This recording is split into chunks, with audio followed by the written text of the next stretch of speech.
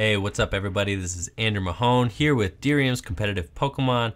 Going to be playing a game with my Zoroark deck that I used to get 7th place at the North American Intercontinental Championships here on Pokemon Trading Card Game Online.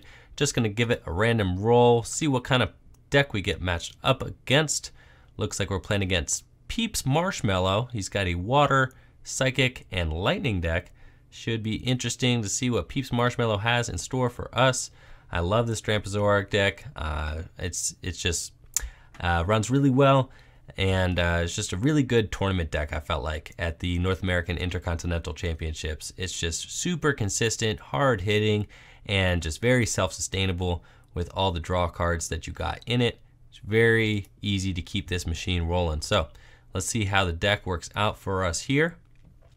Like this hand right from the start. Got a Zorua that I'm going to put in the active, the Oranguru. Having that from the first turn is really great, just because we have that kind of instruct ability just to lean on the entire game, which is really good to have. Some of the times during the Intercontinental Championships, I would teammates for this thing just so I didn't get end to low. Now I see a Remoraid here. I saw that my opponent was playing Water, Psychic, and Lightning. You know, Remoraid makes me think that it could be Greninja, but honestly at this point I have no idea.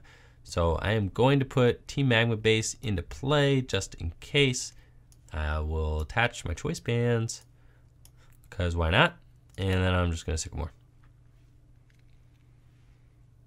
Well, looks like we got ourselves a little bit of an awkward start here, but that's fine. Play 4 choice bands, so yeah, this is the kind of game that could sometimes go south just because of the awkward start. Ideally, we want to start a hand where we can use Bridget early on to help get out a full bench of Zoruas. But as you can see, you know, we do have an N here. We have a Zoroark, so if my opponent does put, you know, at least a few Pokemon on their bench, which they're going to have to if they want to set up, then, you know, there it looks like my opponent's going for Bridget right away. Then I'm going to be able to take some knockouts here with Zoroark as early as turn 2. Oh, okay. So it looks like my opponent is playing that Ninetales deck, Ninetales GX, and that deck got top 8 at the North American Intercontinental Championships, though I have not played against it yet. It should be an interesting matchup. I really wish at this point that I had been able to get out more Zoras, but that's fine. This matchup's going to come down to me needing to one-hit knockout their Ninetales GXs. So hopefully we could draw into some Zoruas off this end. That's pretty much all I got. I know that my opponent just used Beacon to grab a couple of cards, so hopefully we can negate that Beacon. And we got what we asked for. We got a Zorua, but oh my goodness, at what cost? Look how bad this hand is. Okay, so gonna need a couple of things to buff out here. Like I said, in order to knock out these Ninetales GX, I'm gonna need to get some Zoroark break into play, and they're gonna have to have their choice bands. As you can see, I've already blown 2 choice bands. So the way we're gonna be able to knock out that Ninetales GX is that we can use Zoroark break to copy the Ninetales GX's big attack. I forget what it's called at this moment, but it's going to attack, it does 160. If we have choice band, that's 190. And then if we use Professor Kukui, that gets us into that 210 ballpark. And that's the magic number. You know, Ninetales GX has 210 hit points, so that's the number we have to hit. As soon as my opponent gets 2 Aqua Patches onto this Alolan Vulpix, I mean, it's game time. They're going to use Blizzard Edge. They could just discard the double colorless energy and just use Blizzard Edge, Blizzard Edge, Blizzard Edge, and just knock out everything back to back to back to back. So this is a very strong deck, very strong strategy. We see Turtonator here. That's cool, but not who we want at all in this matchup because he is weak to water. So we're going to have to keep him very far, far, far away from play.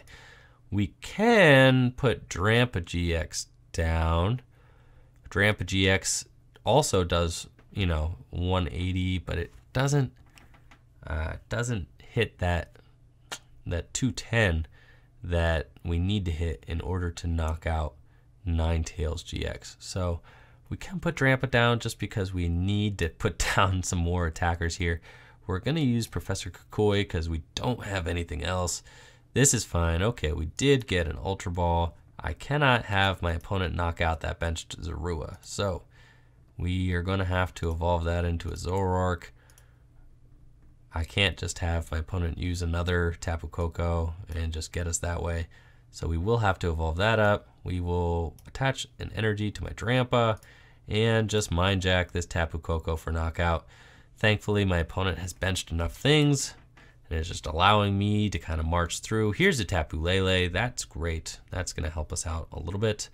Allow us to draw, pick our supporter for the following turn.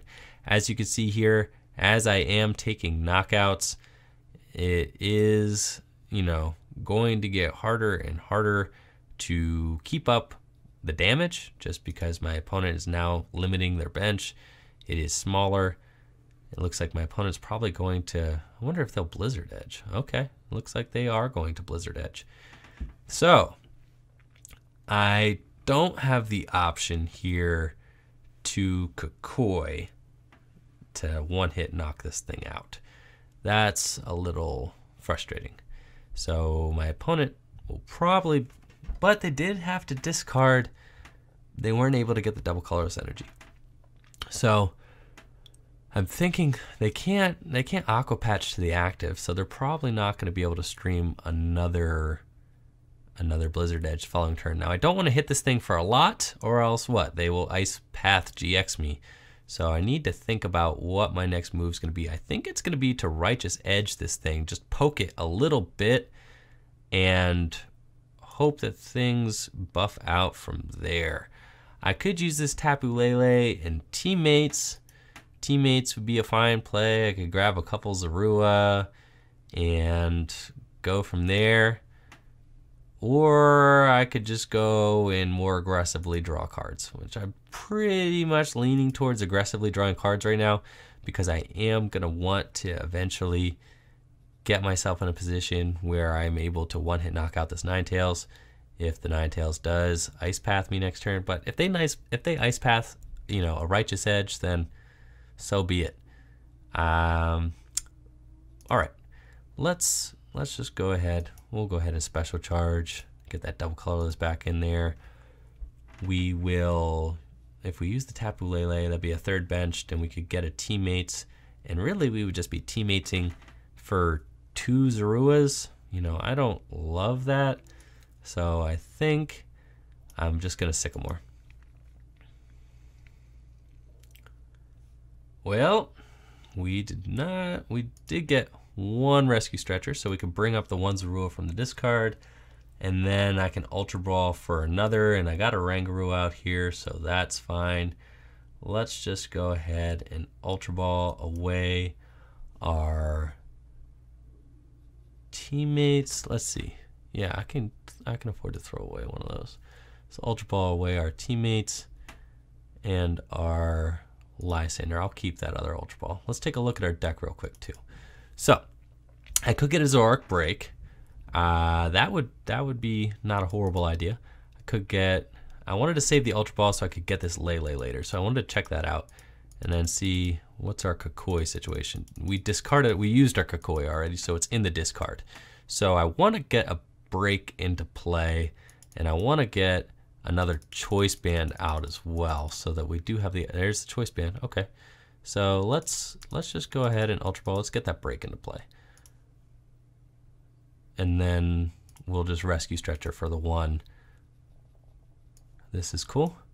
So now we have the option to copy him for 160, 180 next turn. And then if I can get myself a Choice Band, that'd be great. Let's put a Pokemon from our discard pile into our hand. We're just going to go ahead and grab that Zorua. And then next turn, we are going to try and knock this thing out in one hit. Now, I do need that one copy of Choice Band, though. Let's see. That would be enough, though. If my opponent does knock something out the following turn, say they decide to Ice Path or decide to Ice Blade this Zorua, then I can Teammates and I'll get the knockout in one hit. So we'll go with that and see what my opponent does. Because if I get the Teammates, then I can go ahead and grab that I could grab that choice band and I could do 190 with my Zoroark breaks. So Zoroark breaks very important here. You see my opponent doesn't have a backup Ninetales right now. He's gonna go ahead and end me to 4. Should be able to be, we're in a pretty good position right now. I'm not feeling too bad about this. I suspect my opponent's either going for Octillery or Vulpix here. Yep, it's gonna grab the Octillery. And maybe my opponent's thinking that he's just going to draw into a Vulpix off of Abyssal Hand. Because my opponent does need a backup attacker in a pretty bad way. They can attack with Tapu Lele, you know, or Tapu Koko in a pinch. Pretty sure he's going to go for the Zorua here. Yep. But I need that choice band. Like I said, I need that choice band here to be able to knock my opponent out. So hopefully that buffs out. We need that choice band in a bad way. Let's see, I could put the float stone. I don't want to put the float stone on my... see, we could put the float stone on my Drampa. Doesn't really matter. I can't put it on either of these. I could put it on an Oricorio. That's probably fine. I mean, that gives me a free retreater, right? But then I have this 70 hit point guy on my bench that my opponent could just knock out. It's, you know, a little bit of a weird situation either way. My Zoroark can stand in. I think I can put the float stone on my Dramp. But then I want that to be able to do 180. It doesn't have to do 180 because that Tapu Lele has 20 on it. So that's fine. I'll attach the DCE to my Drampa. That's fine. And then I'll just use Professor Sycamore. And cross our fingers. Come on. We need a choice band. Oh my goodness. Okay. So we got some options, guys. We didn't get it off the draw, but we do have some ways to play our hand down. I can Ultra Ball and really thin this guy out. Then I can instruct for 2. So let's just Ultra Ball these away here. Don't need them. Don't need them. All right, do we have a Rescue Stretcher left in deck? I don't think so. All right, I think I played both of them. Let's take a look.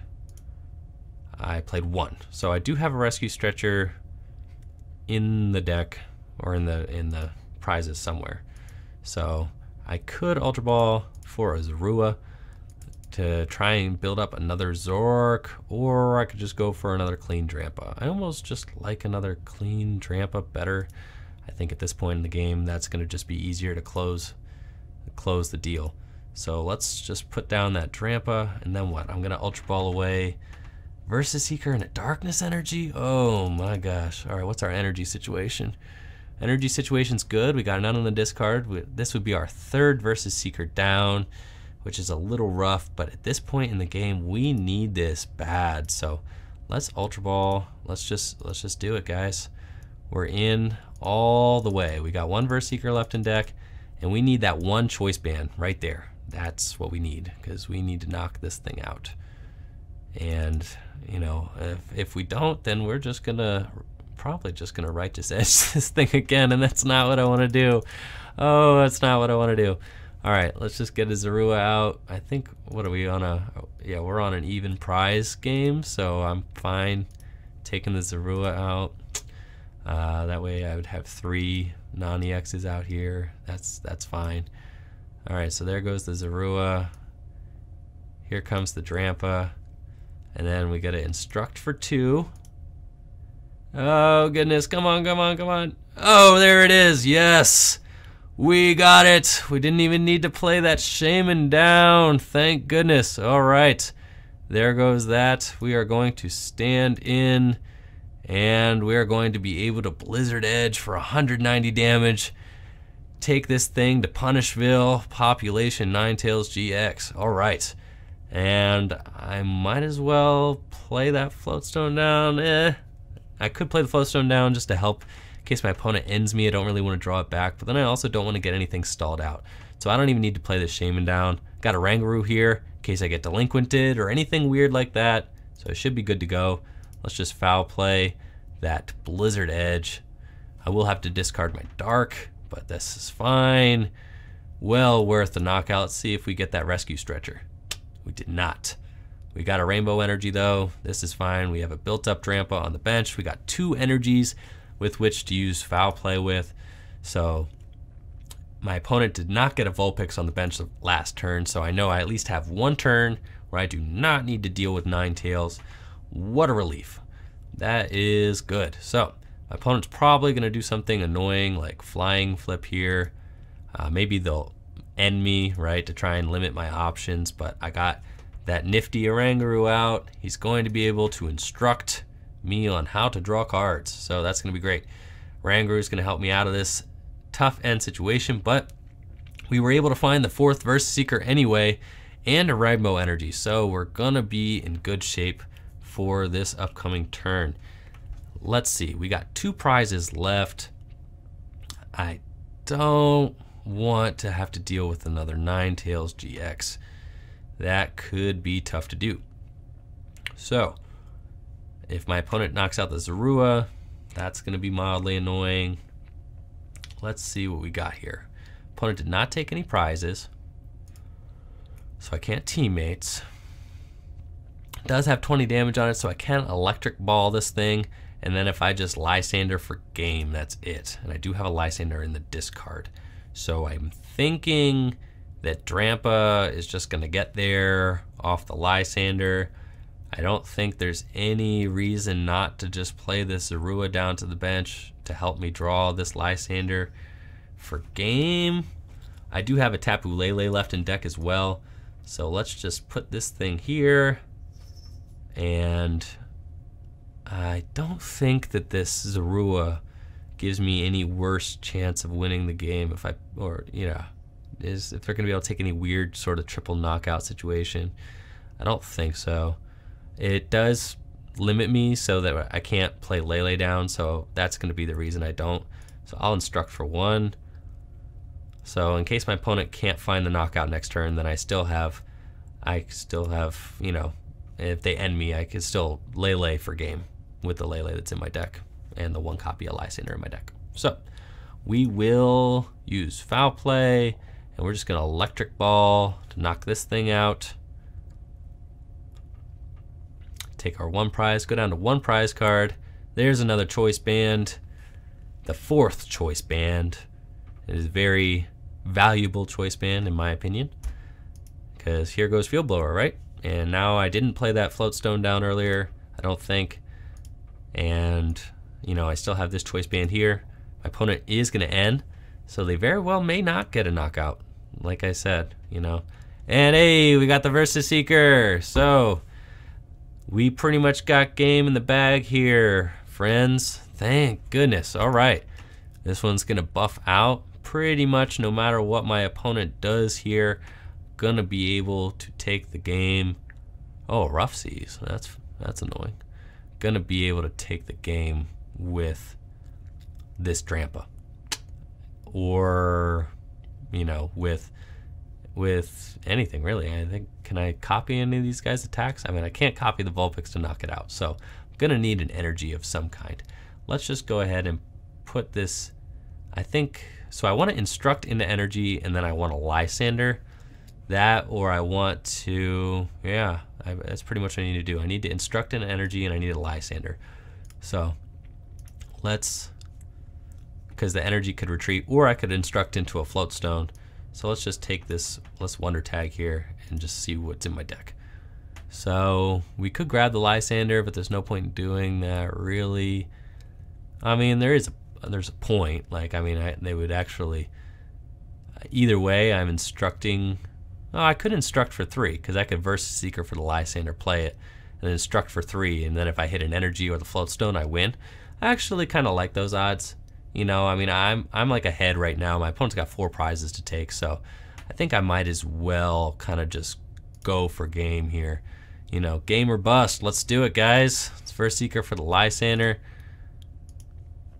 Let's just invite that there Vulpix right into the active. I don't think, I mean, what, I could hug this thing. The defending Pokemon can't retreat during your opponent's next turn. That would actually be kind of hilarious. But that, I think, what, so that's the same. What, I get an energy, I win. Yeah, okay, yeah, let's do that. Okay. Yeah, let's Lysander this Octillery. That way, even if I don't get the energy, then I can still hug this thing and I get another turn. So let's instruct for 3. Oh, and we got it. So we're just going to be able to Mind Jack for game. Here we go. Mind Jack for 90, hull damage, 100 damage, and it's done. So, got there, guys. Victory is ours. Sweet, sweet victory. Thank you all for tuning in. Thank you for watching. Make sure to leave me comments, subscribe. Let me know what kind of videos you guys want to see on this channel. Thank you all for tuning in. Thank you for watching. Peace.